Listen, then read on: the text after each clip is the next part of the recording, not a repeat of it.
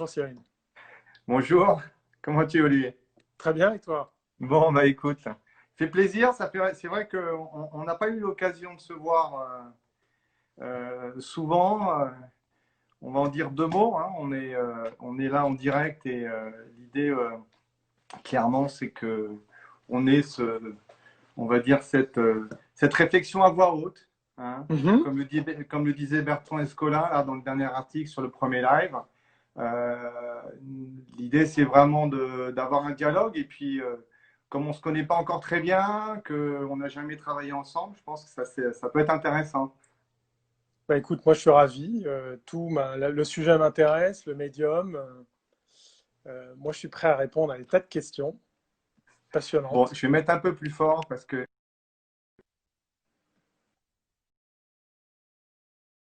comme ça, je Ouais. pourrais. Bon,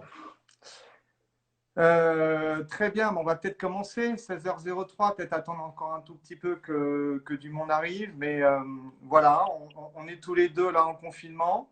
Tout se passe bien pour toi? Oui, tu vois, bien coiffé, bien rasé. Ah, comment dire? Bah, Tu, tu l'as fait exprès, je suis sûr. on subit. Non, non, mais tu as plus de chance que moi. Question revêtement capillaire. Mais non, non, attends, dans un mois, ça sera pire. Oui, oui, oui, c'est sûr. Je ne sais pas si je vais tenter de me couper les cheveux, mais bon, pour certains qui me connaissent au Non. bureau, il y a quelques collaborateurs qui vont suivre, qui suivent ce live. En tout cas, c'est vrai que ce confinement est une chose particulière. On vient de prendre un mois, hein.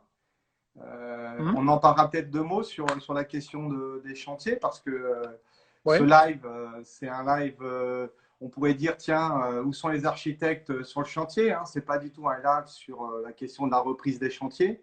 C'est vrai que c'est d'actualité, mais on ne va pas débattre de ces questions on va dire, d'hygiène sécurité.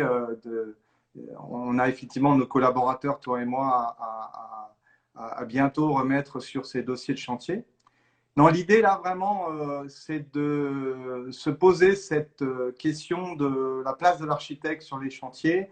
Et on avait, j'avais été interrogé il y a quelques semaines, tout au début, par quelques journalistes sur ce couac qui avait eu lieu avec la demande de la reprise des chantiers. Et puis, on va dire, l'absence des architectes dans cette négociation, en tout cas dans ce dialogue. Bon, depuis l'ordre et d'autres, les syndicats se sont mobilisés.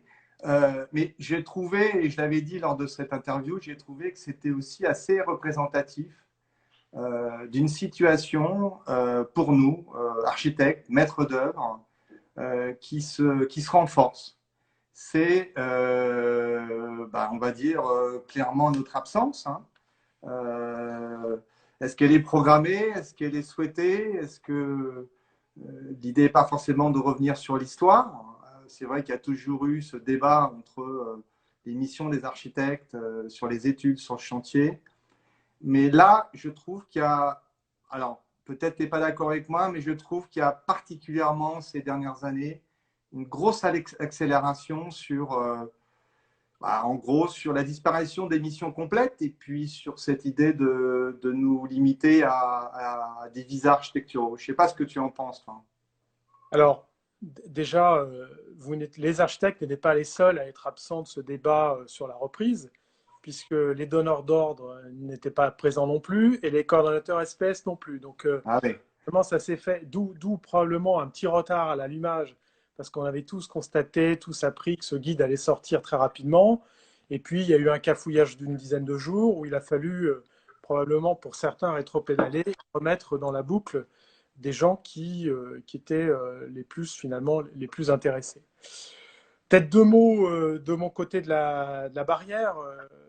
Moi, donc, je suis, certains le savent, hein, de formation architecte, mais j'ai passé beaucoup plus de temps en maîtrise d'ouvrage qu'en agence.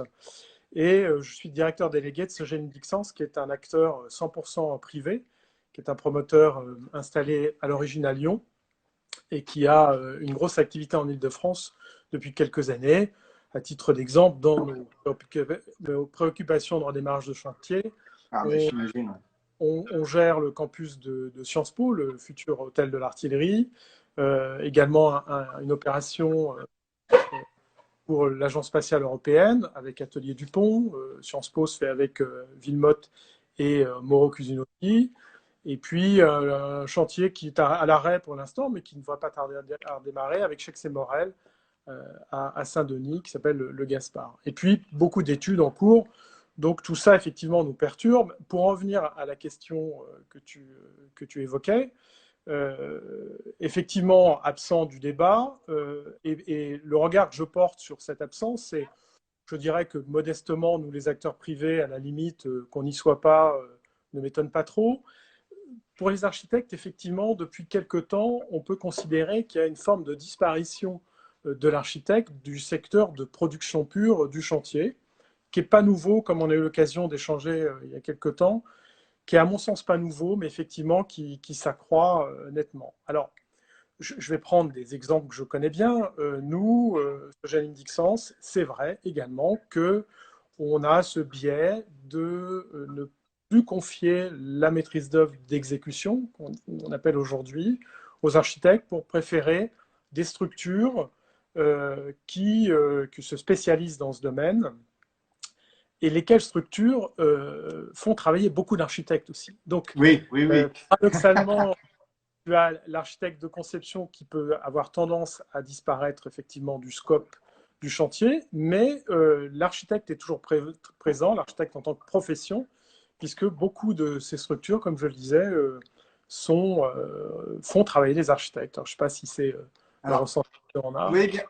Alors oui, là c'est vrai qu'on on aborde tout de suite ces acteurs aujourd'hui qui sont là sur les chantiers, qui sont allés chercher des collaborateurs architectes. Mais je voudrais revenir sur deux, trois constats, parce que quand je dis qu'il y a une accélération, certains connaissent ANMA, une soixantaine de collaborateurs, on a aujourd'hui 14 chantiers en cours. On a donc une histoire sur les chantiers, ça fait plus de 20 ans qu'on en fait.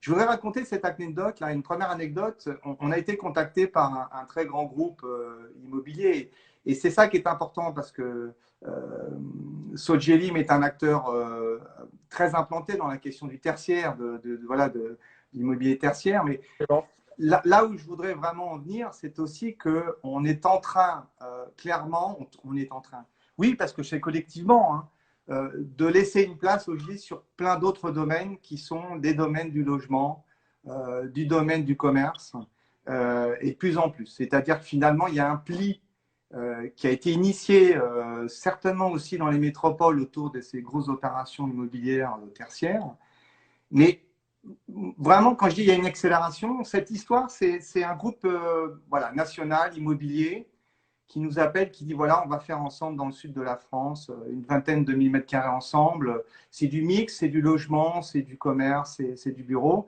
On voudrait faire ça avec vous. Il y a une question urbaine très importante. Nous, évidemment, enthousiastes, pourquoi pas, on y va et tout.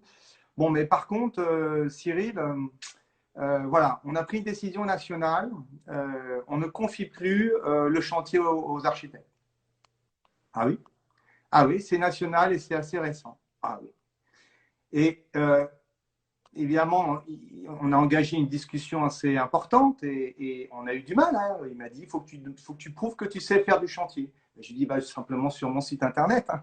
Tu verras, 90% des chantiers. Mais voilà, une agence de notre travail aujourd'hui, on est secoué, on est même bousculé sur des domaines qui sont bien au-delà du tertiaire, du logement. Je vais donner un autre exemple. Alors, j'ose quand même dire que ce groupe, une grande partie de ce groupe appartient, en tout cas un grand pourcentage appartient à des acteurs publics. Donc tu dis, c'est incroyable, un groupe immobilier dont le grand partenariat est public se met finalement à s'écarter. Arrête parce qu'on va trouver le nom. Pas de nom, pas de nom. Pas de nom, pas de nom. S'il te plaît, je ne voudrais pas sortir de cela, il va y plus rien derrière. Compliqué, tu sais très bien. Mais bon, Euh, Deuxième exemple, on a la chance à ANMA, et principalement avec Nicolas et moi-même, de driver des opérations d'urbanisme. On va sur un site il y a quelques années et on fait ce qu'on appelle les suivis opérationnels. On va sur site, il y a toute la question des détails, la conformité à tous les dessins, les PC et tout. Puis on arrive et puis voilà, ça fait déjà un mois et demi qu'on n'était pas venu sur le site. Et rendez-vous avec le promoteur immobilier national encore. Et je dis, mais il est où l'architecte? Ah, mais non, l'architecte, il n'a pas de mission de chantier, il n'est pas là. Ah, mais avec qui je vais discuter? Je regarde, les couleurs n'étaient pas la bonne, il y avait une inversion.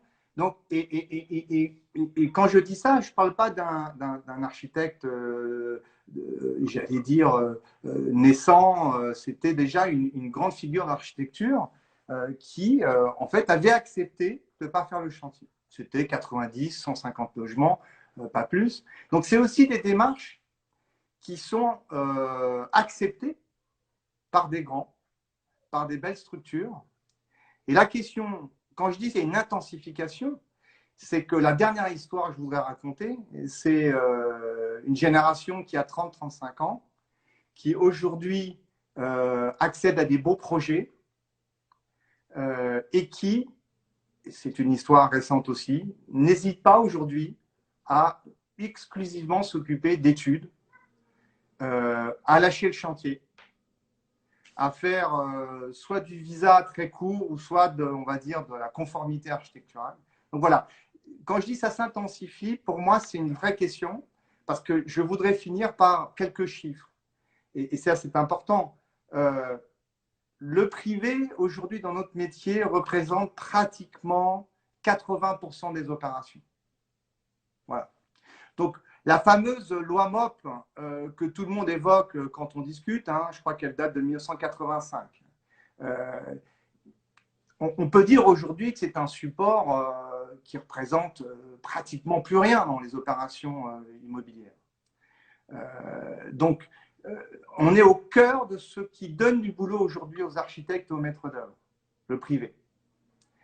Et ensuite, quand on voit la répartition entre les opérations, on va dire, de logement et de bureaux, à peu près, quoi, on est sur un rapport de 30 à 70. Là aussi, il y a des vraies questions. Alors, quand je dis 30, je parle de logement plutôt collectif, mais là aussi, on voit à quel point il y a un vrai sujet d'équilibre et que ce n'est pas anodin que les acteurs du bureau, aujourd'hui, font, entre guillemets, école, je dirais, est-ce que c'est la bonne école? C'est la question que je voudrais te poser. Voilà, pour moi. Ah, en fait, je pense que collectivement, les architectes doivent s'interroger sur ce constat. Les acteurs privés ne sont pas des méchants, ne sont pas des gens qui souhaitent à tout craint, pour des raisons budgétaires,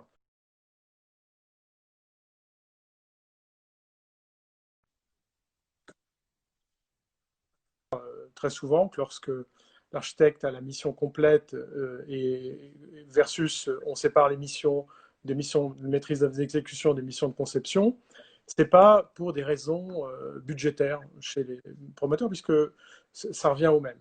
C'est principalement pour des raisons. Alors, je peux parler de ce que nous pratiquons chez Sogeli, mais c'est principalement pour des raisons de retour d'expérience.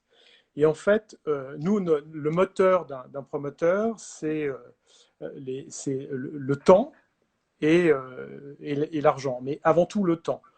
Et en fait, on a beaucoup d'expériences malheureuses dans le cadre de missions qui ont été confiées à l'architecte de conception. Et je ne dis pas, encore une fois, je reviens à ce que je disais au début, je ne traite pas les architectes dans leur globalité. Ce n'est pas le métier qui est en cause dans la façon de suivre l'exécution, c'est plutôt d'avoir le concepteur qui va s'occuper du chantier. Et très souvent, nous, les acteurs privés, on s'est rendu compte que la notion de temps, elle va échapper au moment du chantier à l'architecte qui, lui, va être préoccupé probablement avant tout par l'œuvre qu'il va produire, la qualité, et je dirais que le planning, le respect du délai, va passer après. Et on a, nous, collectivement, eu beaucoup d'expériences où, effectivement, la notion de temps était plus celle qui allait être prise en compte par l'architecte qui s'occupait de l'opération. Or, quand on scinde ces parties, que l'on conserve, alors bien entendu, nous, on ne se sépare jamais de la mission de l'architecte, on souhaite que l'architecte accompagne jusqu'au bout sur la mission visa, euh, mais lorsqu'on détache ces missions, il y a moins d'affect sur la partie respect du planning, avec bien souvent, cette fois-ci, des architectes qui ne feront que ça, qui n'ont comme métier que de faire la maîtrise de l'exécution et qui ont une espèce d'hyper-spécialisation. Et tu parlais d'anecdotes. J'en ai que je n'ai pas vécu en direct, mais on se parle entre maîtres d'ouvrage, entre promoteurs, on se raconte nos expériences, on se demande, on se pose la question de savoir alors tel architecte, comment ça se passe, etc. Et j'ai un de tes confrères qui mettait tellement de temps et qui avait qu'une mission visa, qui mettait tellement de temps à se prononcer sur les visas que le maître d'ouvrage, c'était une opération de logement. Le maître d'ouvrage s'est même passé à un moment, c'est passé des visas d'architecte. C'est-à-dire que le maître d'ouvrage a pris le risque d'avoir une non-conformité architecturale, une non-conformité au permis, parce que le temps, le délai pour lui était tellement important qu'il passait au-dessus de ce genre de préoccupations, même si elles étaient majeures. Donc, on a tous collectivement eu de mauvaises expériences qui font que je pense que les architectes doivent se poser, encore une fois, collectivement, cette question du pourquoi en sont-ils arrivés là. Alors, tu parles d'expérience évidemment délicate, où le maître d'ouvrage, tu parlais de la question du délai, du temps, c'est de l'argent pour un acteur privé. Peut-être ce sont des questions qui se posaient, on va dire, de façon peut-être moins directement dans des opérations publiques, dans lesquelles, on va dire, voilà, à une époque, le marché public représentait un gros pourcentage des activités des architectes. Bon, peut-être qu'il y a eu des plis. Nous, ça fait 20 ans qu'on fait ce métier. Oui, j'ose le dire, Anma a eu des expériences de chantier délicates. On vit actuellement des expériences de chantier délicates. Comme toute aventure, il y a des moments complexes, des moments pas évidents. Je me souviens encore d'une conversation la semaine dernière avec une consoeur qui me dit le chantier, c'est terrible. Qu'est-ce que c'est dur. Oui, bien sûr. Mais je crois que on a des expériences délicates, mais heureusement, je pense que, en tout cas, Anma, depuis 20 ans, comme beaucoup de structures, peut mettre en avant de grandes réussites et beaucoup de réussites, avec cette notion du temps et du délai. Je crois qu'il faut faire attention à cette dimension qui est celle de dire on va laisser l'architecte faire ce qu'il sait faire ou sur lequel il est passionné ou sur lequel il est attentif. Attention au discours parce qu'évidemment, c'est le chemin qui est en train d'être pris. On entend aujourd'hui des acteurs privés, mais vous, les architectes, les artistes, voilà, vous êtes ailleurs. On a besoin voilà. Faut arrêter, faut juste arrêter parce que je pense que on a une jeune génération qui très clairement doit pas subir cette idée que l'architecte, nous, j'allais dire, Anma, ça y est, l'expérience est là, les équipes c'est là, on est une dizaine de personnes, et encore, il faut se battre tous les jours pour garder cette mission. Mais une génération aujourd'hui qui n'a pas encore cette expérience, qui va même pas pouvoir la acquérir, puisque on sent cette tendance, qu'est-ce qui va se passer?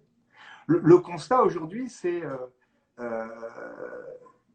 arrêtons de croire que les architectes sont que des artistes. On fait plus de 6 à 7, 8 ans, 10 ans d'études. On sait ce que c'est. On gère des structures, des entreprises avec des questions d'argent, avec des questions de timing. avec des responsabilités qui sont celles aussi qu'on engage dans nos chantiers.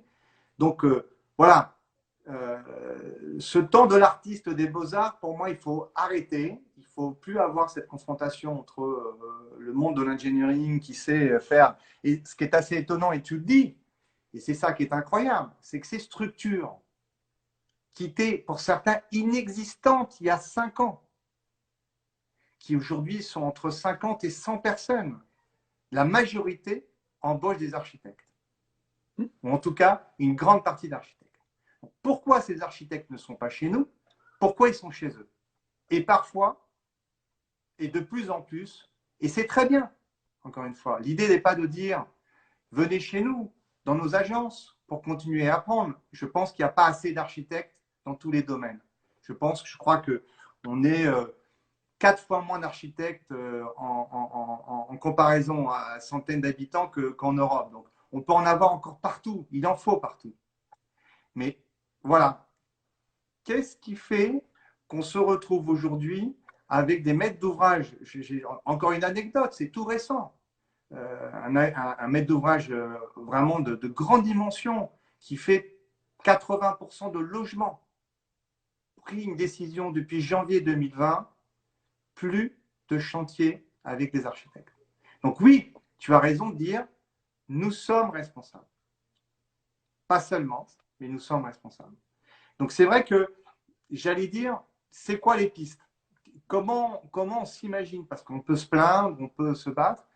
Quelle serait pour toi, et je réagirai un peu, quelle est pour toi cette piste qui est, non, comme tu le dis, c'est pas les méchants et les gentils, c'est pas blanc et noir. Il y a besoin de diversité. Il y a des opérations et des agences qui n'ont pas les structures ou l'histoire pour prendre en compte des gros projets complexes et autre chose. Je pense qu'il y a des pistes et je voudrais que ce live, cette conversation, soit vraiment un élément qui pousse à continuer à réfléchir au-delà de cet échange qui est de plus en plus agréable. Se poser les questions. D'abord, effectivement, c'est se poser la bonne question. Pourquoi il n'y a pas de fatalisme? On est sur les anecdotes. J'ai parti d'une table ronde à Lord il y a quelques sur le BIM. C'est un autre univers. Avec des arguments, le BIM c'est nous, le BIM c'est nous, ça doit être nous. On peut le marteler comme ça, on peut taper des petits points sur la table, dire c'est moi, mais si on n'apporte pas d'éléments qu'on est capable de, il y aura d'autres acteurs qu'on entendra plus facilement. Ah, j'ai l'impression qu'on a. Ah, tu as été coupé. On n'entend plus ta voix. On n'entend plus ta voix, cher Olivier. Est-ce que tu nous écoutes? En tout cas, moi, j'entends plus ta voix. C'est la technique. Est-ce que les autres entendent?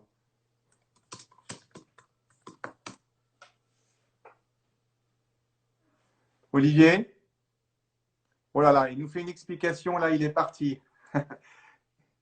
Je t'entends plus.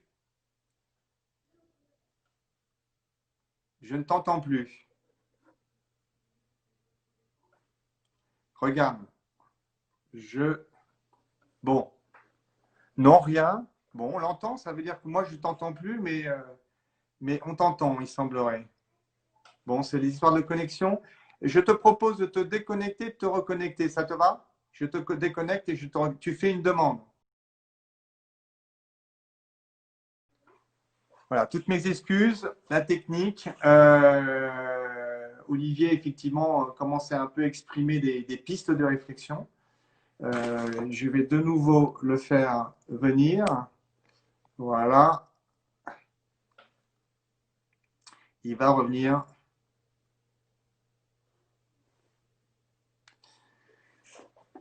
Vaste sujet. Voilà, super, Olivier. Alors, je ne sais pas où Pratiquement au début, tu réagissais sur ma question, c'est quoi les pistes? Et tu donnais une anecdote. BIM. De nouveau. Alors, moi, j'ai le statut d'architecte maître d'ouvrage, donc je suis à la fois écouté par l'ordre et puis écouté par mes confrères promoteurs. Mais c'était sur le BIM. Et j'avais autour de la table ronde, autour de Montparnasse, là, des architectes qui disaient, mais le BIM, c'est nous, le BIM, c'est nous, ce doit être nous, se réfugiant un peu comme les architectes le font encore derrière la loi de 77, avec l'obligation de prendre un architecte. J'ai toujours compris que dès lors que tu es obligé de prendre quelqu'un par la loi, c'est que ça ne se fait pas naturellement. Donc, il y a un travail de reconquête, mais qui dure depuis des années et qui va encore prendre beaucoup de temps.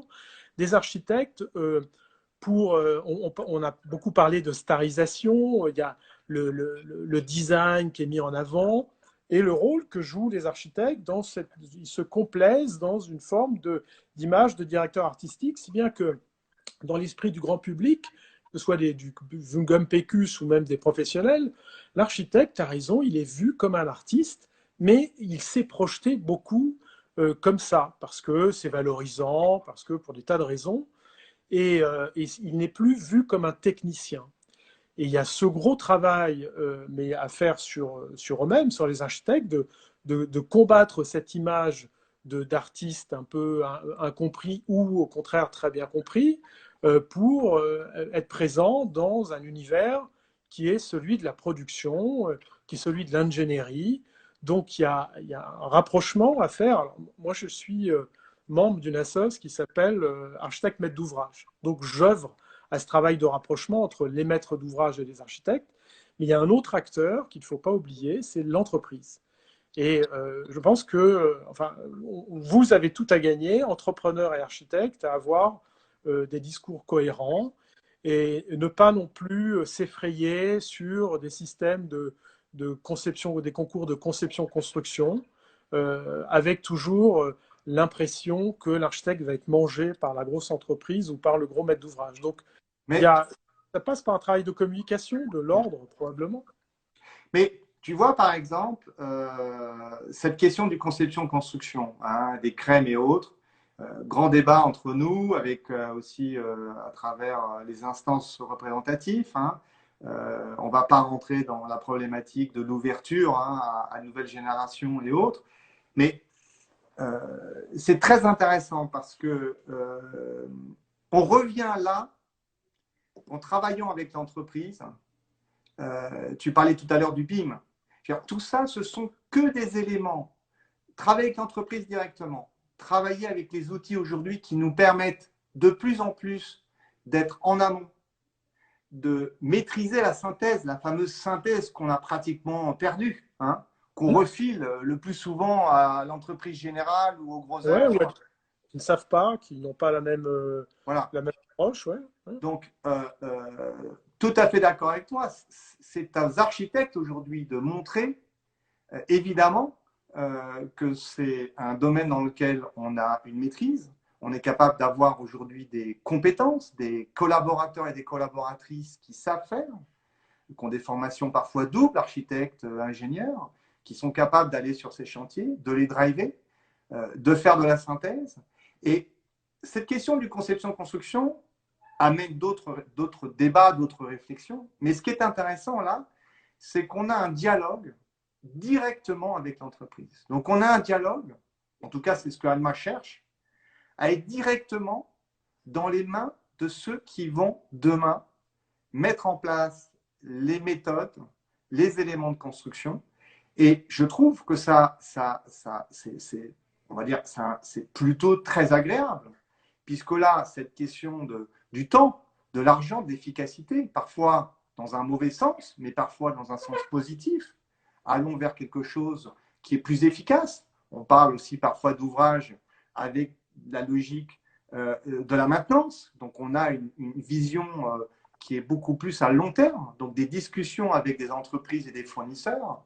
Ça, j'allais dire, finalement, ça nous a redonné goût à la maîtrise de la technique, quelque chose qui est évidemment sur notre relation avec un maître d'ouvrage privé, hein, de moins en moins présent. Et je dis de moins en moins présent jusqu'à, et c'est un autre constat, et c'est aussi pour nous des vraies réflexions, jusqu'à retrouver parfois la maîtrise d'œuvre, celle qu'on dit maîtrise d'œuvre, les bureaux d'études qui nous accompagnent, la technicité, le chef d'orchestre qui est l'architecte, eh bien, là, on voit apparaître, ça n'existait pas, on voit apparaître des structures privées qui intègrent chez eux, ce n'est pas le cas, je pense, de Sogélim, mais qui intègrent chez eux des compétences en bureau d'études techniques, structures, thermiques, qui sont là en études et qui suivent après. Là aussi, on voit à quel point ce n'est pas que l'architecte qui se fait grignoter, c'est la maîtrise d'œuvre complète. Donc, on a certainement besoin collectivement de montrer que c'est un domaine dans lequel on est capable de maîtriser cette question du temps, évidemment de l'argent. Mais je vois que vous discutez entre vous. Je pense qu'il est essentiel que les architectes aient aussi ce dialogue entre eux. On est dans un monde concurrentiel énorme. Je ne sais pas ce que va nous donner la suite de cette pandémie. Je ne sais pas si on va travailler autrement. Je ne sais pas si tout le monde va se réinterroger. Mais ce qui est vrai, c'est que le dialogue entre les architectes est toujours complexe. Mais si on continue à négocier nos contrats privés, notre façon de faire individuellement, je peux vous dire que d'ici 20 ans, il n'y a plus une compétence dans les agences d'architecture qui est capable de décrire en mission pro ou d'écrire un DCE parce que l'expérience sur le chantier sera totalement disparue. Ou en tout cas, ne seront pas dans les agences. Donc ça, c'est un risque. Qu'est-ce qui fait qu'aujourd'hui, on pourrait, parce que, encore une fois, c'est MOEX, hein, ce fameux, cette OMOE, cette MOEX qui n'existait pas, ce mot qui n'existait pas il y a quelques années, comment cette MOEX aujourd'hui peut être en même temps avec l'architecte, parfois avec le maître d'ouvrage, parfois intégrée dans nos agences, comme certains confrères qui sont en train aujourd'hui d'inventer des structures qui leur appartiennent, mais qui ont un autre nom. Voilà. Je pense qu'il y a différents chemins et je suis plutôt positif parce que cette question de la conformité architecturale, ça ne disparaîtra pas parce que clairement, vous avez encore besoin qu'on suive cette œuvre, qu'on suive les éléments. Et que, voilà. Mais voilà. Et donc, essayons de comprendre les différents chemins pour aussi donner des opportunités à une nouvelle génération qui n'a pas forcément l'expérience de pouvoir travailler soit en collaboration avec des MOEX, soit de prendre appui sur parfois des indépendants, mais surtout de garder la main dessus. Parce que je ne sais pas ce que tu as comme expérience ou ce que tu pourrais nous décrire sur Sogélim. Est-ce que les opérations que tu as citées au début, celles qui sont arrêtées aujourd'hui, ce sont des opérations où c'est l'architecte, soit en interne, soit en externe, mais qui a la main sur cette question de la réalisation. C'est celui qui donne les ordres, ça doit rester l'architecte. Peut-être que tu n'es pas d'accord. Alors, ouais, ça doit, encore comme ça, en fait, la chaîne de production, c'est beaucoup complexe chez vous et dans les actes de construire.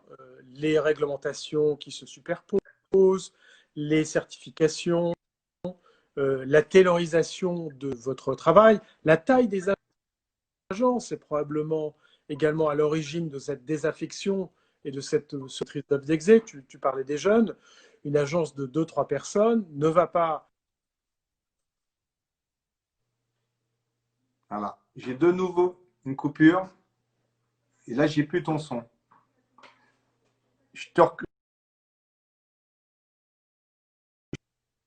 Peut-être je suis le seul à... Voilà, on me ferait une invitation. Tu peux peut-être me redemander. Voilà, je vais te réintroduire toutes nos excuses. Hein, c'est le live. Nos positions respectives aux quatre coins de la France nous amènent à avoir des coupures de réseau. J'espère que vous êtes contents. On va peut-être répondre à des questions à un moment donné. Je ne vois pas tellement de questions, peut-être. Voilà. Super. Donc, en fait, peut-être que j'utilise des mots qui me déconnectent automatiquement. Tu vois. Ou alors, c'est moi qui appuie. Donc, non, je disais que là, il y a une forme de taylorisation, je ne sais pas à quel moment j'ai découpé, mais une forme de taylorisation, de séquencement du travail. Et tu parlais des agences avec à la tête des gens qui ont 30-35 ans. Généralement, ce sont des petites agences. Elles ont, pas l'expertise, pas l'expertise suffisante, hein, à 35 ans, du chantier, bon, tu n'en as pas fait beaucoup. Et surtout, pas les moyens, finalement, en ayant une activité en dents de scie, d'avoir quelqu'un en permanence qui va pouvoir s'occuper des problématiques de maîtrise d'œuvre d'exé. Donc, l'association temporaire me semble quelque chose d'intéressant. Les agences sont de petite taille, on n'a pas le même sujet aux États-Unis, on n'a pas le même sujet en Angleterre. Je ne sais plus quelle est la granulométrie des agences en France, mais enfin, elle est vraiment très faible. C'est peu de monde. Donc, l'association avec des gens qui, finalement, font ça toute la journée, et qui savent travailler avec les architectes. Il y a quelques structures comme ça auxquelles nous faisons appel parce qu'on considère qu'il est extrêmement important que la maîtrise d'œuvre d'exécution, si elle n'est pas, donc, comme je te le disais, intégrée à l'agence, soit au moins fonctionne en excellente intelligence de façon à avoir. Nous non plus, on n'est pas en demande, en recherche d'ennui plus que de nécessaire, et d'avoir un couple qui fonctionne très bien, même avec des structures séparées, nous semble très intéressant. De nous Et adresser. tu les gardes en, pardon, je te coupe, Olivier, ces partenaires que je trouve positifs, encore une fois, il y a différents chemins. Ces partenaires aujourd'hui, ils sont sous la responsabilité des architectes, ils ont une co-traitance, ils Ils ont ont une une co-traitance. sous-traitance. Voilà. Ils ont une co-traitance parce que, bon, nous, notre métier, c'est de produire des immeubles et avec une responsabilité qui va avec, qui est assez importante.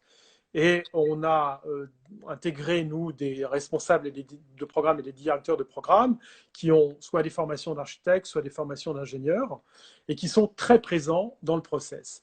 À aucun moment, on va dire ça ne marche pas, on s'est réfugié derrière tel ou tel acteur. Nous sommes des maîtres d'ouvrage extrêmement impliqués et donc on ne va pas accepter d'avoir finalement tout ce balai d'ingénieurs et d'AMO autour d'une opération de construction qui repose sous la tête d'une seule personne qui serait l'architecte. Donc on favorise la co-traitance, même si en phase étude, on demande à l'architecte de mener le tambour, de mener toute cette belle équipe, parce que finalement, le seul qui ait le regard global, ça reste l'architecte quand même. Donc, en Ah. face. Non, non, mais ça, c'est gravé dans le marbre. Il n'y a pas de sujet là-dessus. Il y a only one chief in the kitchen, comme on dit. Donc, mais ça n'empêche que on sépare, par exemple, l'économiste, on préfère l'avoir en direct. Parce qu'on a eu trop de mauvaises surprises d'économistes qui, sous la coupe de sous-traitant de l'architecte, ben finalement, racontaient ce que l'architecte avait envie de raconter. Nous, on a besoin d'avoir, je vois des cœurs qui apparaissent, là, ça veut dire que ce que je dis plaît. Nous, on souhaite avoir les manettes sur le planning, sur la conception, sur le coût. Et puisqu'on en est aux anecdotes, il m'est arrivé à plusieurs années de suite d'animer à Marne-la-Vallée un atelier pour les HMO sur qu'est-ce qu'un maître d'ouvrage. C'est intéressant. C'est-à-dire que les architectes arrivent en HMO et c'est là qu'on leur explique qu'il y a effectivement il y a un client. Et donc, et c'était assez tôt, c'était à 9 h le lundi matin.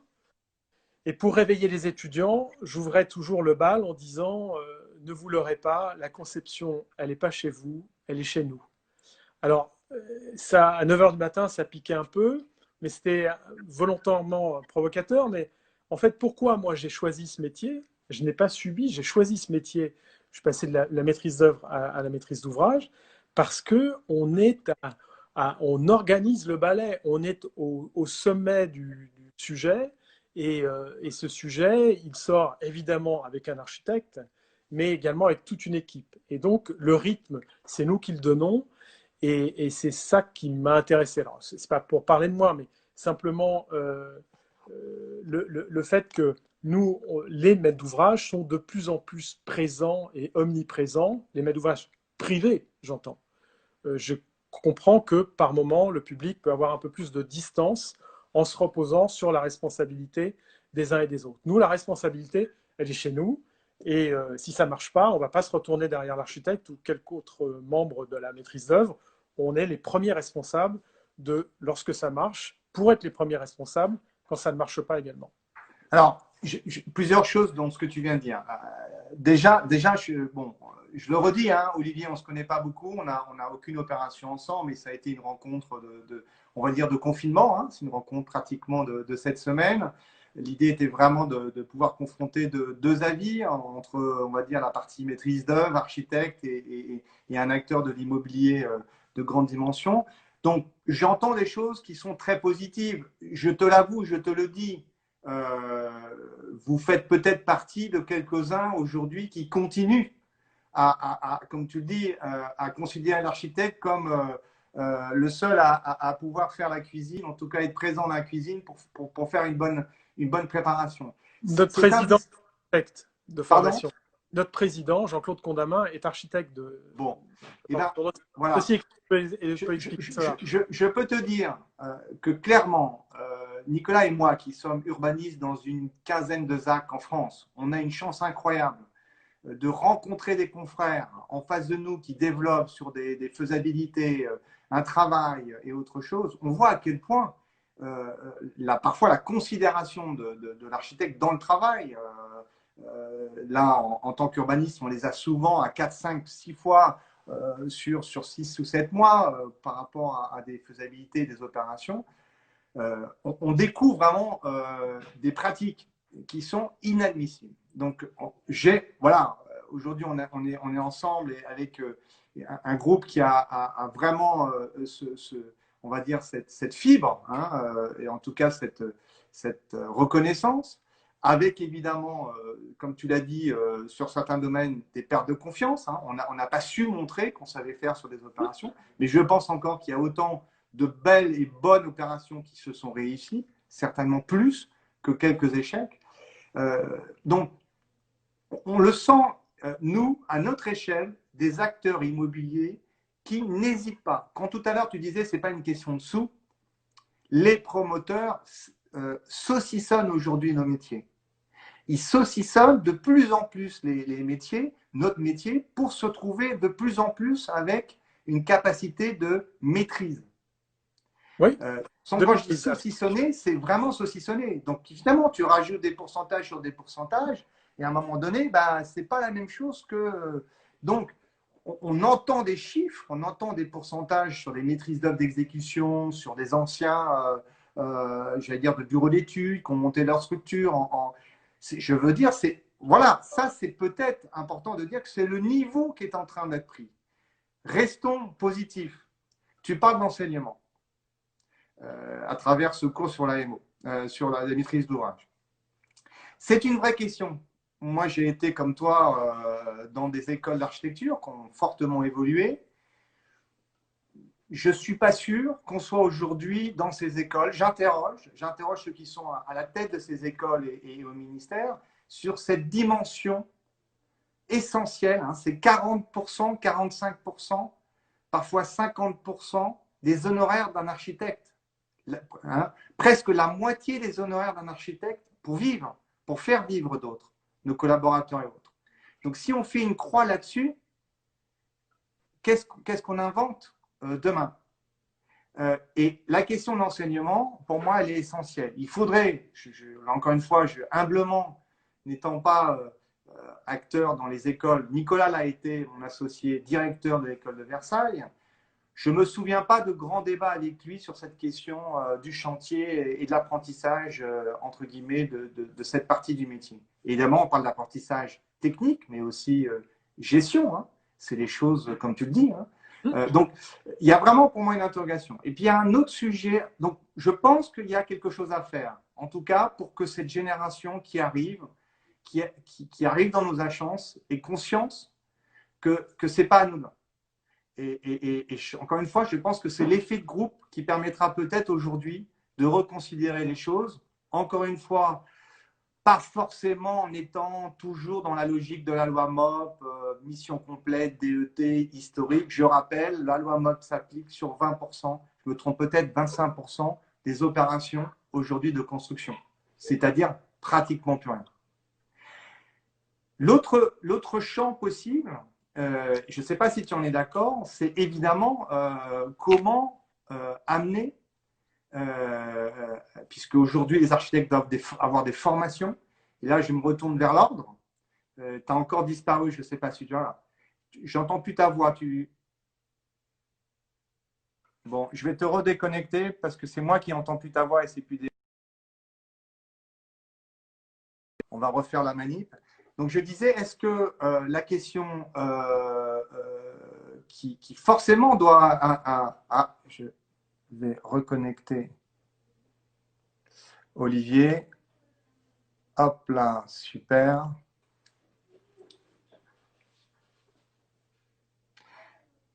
Il va arriver. Pour la troisième fois, déconnexion, reconnexion. Super. Moi, je t'entends. Voilà. Moi, je t'entendais plus, donc je ne pouvais plus avoir de tes réactions. Je parlais évidemment d'un autre champ d'exploration possible qui nous permettent encore collectivement. Je parlais de l'ordre, de la question des formations. Les architectes doivent aujourd'hui un certain nombre d'heures de formation. Je pense que ça, c'est une vraie opportunité, là aussi, pour aussi montrer qu'on continue à se former. Voilà, ça, c'est un point. Je ne sais pas si l'AMO, à l'époque, tu es encore à l'AMO? Je suis membre d'AMO encore, oui, c'est Martin Duplantier, on est le président. L'AMO avait mis en place des modules de formation, mais à mon sens, un peu orienté, c'était plutôt pour que les maîtres d'ouvrage découvrent ce qu'était un architecte. Et notamment former les maîtres d'ouvrage dans l'architecture. Ce qui est intéressant, alors le public, c'était essentiellement des maîtres d'ouvrage publics ou des aménageurs, mais il n'y avait pas le contraire. C'est-à-dire qu'il n'y avait pas de formation à la maîtrise d'ouvrage pour les architectes. Donc, les architectes vont se former à la maîtrise d'ouvrage bien souvent quand ils quittent l'architecture. J'ai beaucoup autour de moi. Chez Sogedim, on est plusieurs à avoir commencé notre carrière dans la maîtrise d'œuvre et la poursuivre dans la maîtrise d'ouvrage. Mais il y a cette perméabilité qui est certes insuffisante, et notamment la connaissance des besoins. Encore une fois, il y a un flux. Nous sommes les maîtres d'ouvrage les architectes sont les clients des maîtres d'ouvrage, avec tout ce qu'on doit aux architectes. Simplement, il y a probablement une méconnaissance de la part de certains architectes de nos attentes. Et seuls ceux qui sont passés par la maîtrise d'œuvre et basculés à la maîtrise d'ouvrage le savent, mais il y a, je sais pas, il y a des détails pour nous extrêmement importants. On en rit souvent, même avec mes collègues de formation architecte. Le sujet des surfaces, par exemple. Non, mais c'est idiot, mais régulièrement, on ne peut pas faire confiance, laisser la pleine confiance à l'architecte sur le calcul des surfaces. Pourquoi on saucissonne? Ben, on va se payer une mission de géomètre. C'est pas pour des raisons, c'est pas pour. Ça se fait sourire, mais non, mais Olivier, aujourd'hui, avec les logiciels que nous utilisons de plus en plus, c'est plus un problème, c'est plus une question. C'est-à-dire, quand je dis, tu parlais tout à l'heure du Revit en disant ce logiciel ou d'autres logiciels concurrents, on parle du BIM, il faut qu'on prenne ça, il faut qu'on se plonge dedans, il faut qu'on rentre dedans parce qu'il n'y aura plus de questions. On a une maquette partagée, commune. Les éléments qui sortent de cette maquette sont inébranlables. Évidemment, la maquette, il faut qu'elle soit correcte, il faut qu'elle soit visée, tout ce qu'on veut. Mais voilà, je pense que ces questions ne doivent plus être des questions. La question de ces surfaces, oui, tu as raison. Nous aussi, on ose dire qu'il y a eu des débats comme ça sur ces surfaces-là.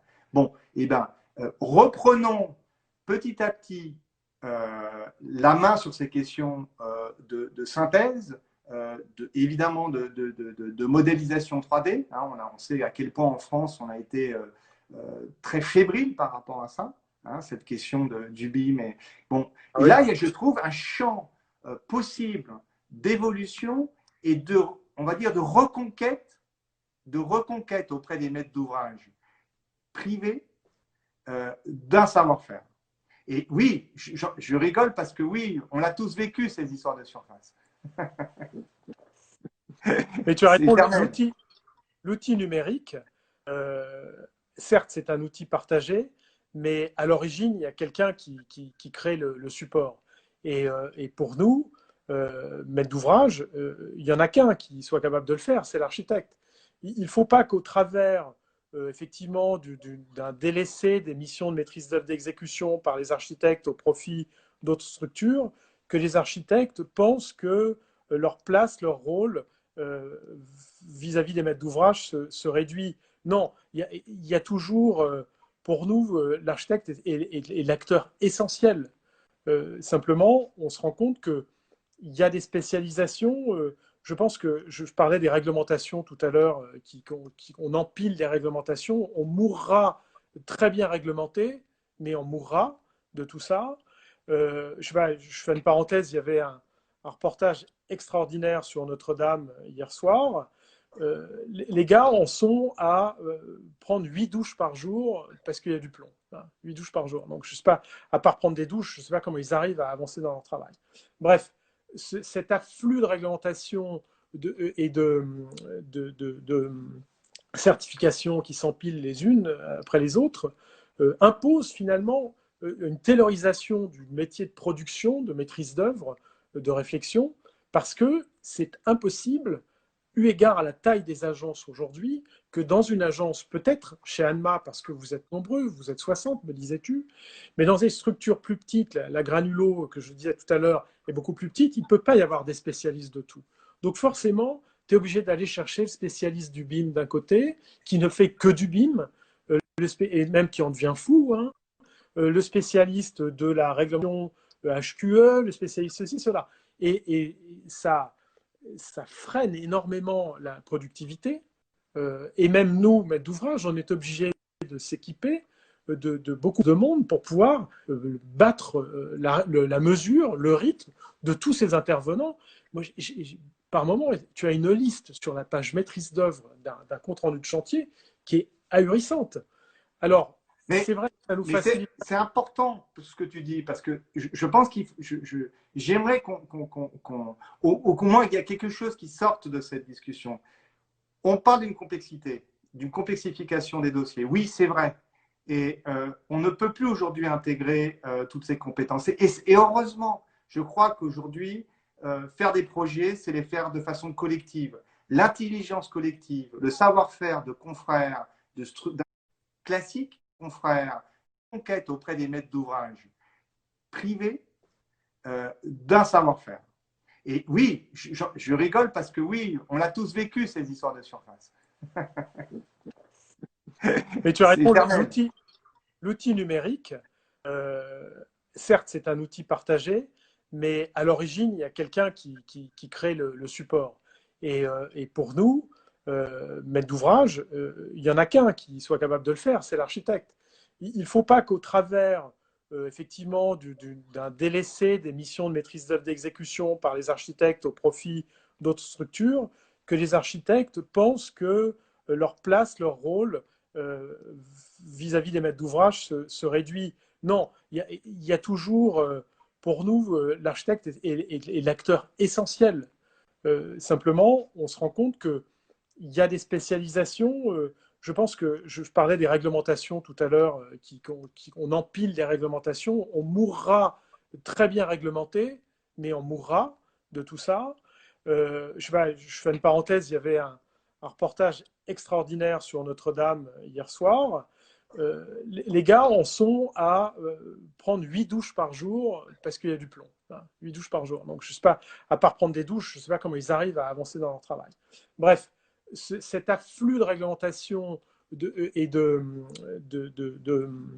certifications qui s'empilent les unes après les autres impose finalement une taylorisation du métier de production, de maîtrise d'œuvre, de réflexion, parce que c'est impossible, eu égard à la taille des agences aujourd'hui, que dans une agence, peut-être chez Anma, parce que vous êtes nombreux, vous êtes 60, me disais-tu, mais dans des structures plus petites, la granulo que je disais tout à l'heure est beaucoup plus petite, il ne peut pas y avoir des spécialistes de tout. Donc forcément, tu es obligé d'aller chercher le spécialiste du BIM d'un côté, qui ne fait que du BIM, et même qui en devient fou, hein, le spécialiste de la réglementation HQE, le spécialiste ceci, cela. Et ça freine énormément la productivité. Et même nous, maîtres d'ouvrage, on est obligés de s'équiper de beaucoup de monde pour pouvoir battre la mesure, le rythme de tous ces intervenants. Moi, par moment, tu as une liste sur la page maîtrise d'œuvre d'un compte-rendu de chantier qui est ahurissante. Alors, Mais, c'est vrai que ça nous mais facilite. c'est important ce que tu dis, parce que je pense j'aimerais qu'au moins il y a quelque chose qui sorte de cette discussion. On parle d'une complexité, d'une complexification des dossiers. Oui, c'est vrai. Et on ne peut plus aujourd'hui intégrer toutes ces compétences. Et heureusement, je crois qu'aujourd'hui, faire des projets, c'est les faire de façon collective. L'intelligence collective, le savoir-faire de confrères, d'ingénieurs dans d'autres structures qui accompagnent la maîtrise d'œuvre, les architectes, c'est essentiel. C'est même primordial. On ne part plus tout seul. Mais ce que tu dis est très important. Il faut que ça reste une équipe de maîtrise d'œuvre. Il faut que ça reste une équipe qui a la maîtrise, même si elle est, on va dire, dans plusieurs structures. Voilà, ça c'est quelque chose d'important. Parce que ce qu'on voit, ce qu'on sent, ce qu'on vit aujourd'hui, c'est des structures privées qui intègrent chez eux, qui sous-traitent à des opérateurs de MOEX, on est dans une équipe de privés, ce qui n'est pas votre cas, une équipe d'acteurs privés qui, en fait, se met à jouer des rôles, des places dans le fait de construire, qui me semble, à mon avis, extrêmement dangereux Ils sont peu pour nos nombreux. structures et pour eux. Ils sont, honnêtement, je vois très bien à qui tu fais référence, même s'ils ont une production importante dans l'Hexagone, ces acteurs n'ont pas, sont peu nombreux. C'est-à-dire que ce modèle n'a pas réellement pris parce que les promoteurs, les maîtres d'ouvrage privés sont également des structures finalement assez fines et qu'on n'a pas les moyens d'avoir, sauf si tu as une production de masse qui te permet d'intégrer ces compétences. Non, je vois chez nous, on a par exemple, on n'a pas de direction technique. Les responsables de programme sont soit des ingénieurs, soit des architectes, ont suffisamment de compétences pour pouvoir dialoguer avec une expertise qu'on va aller prendre à l'extérieur.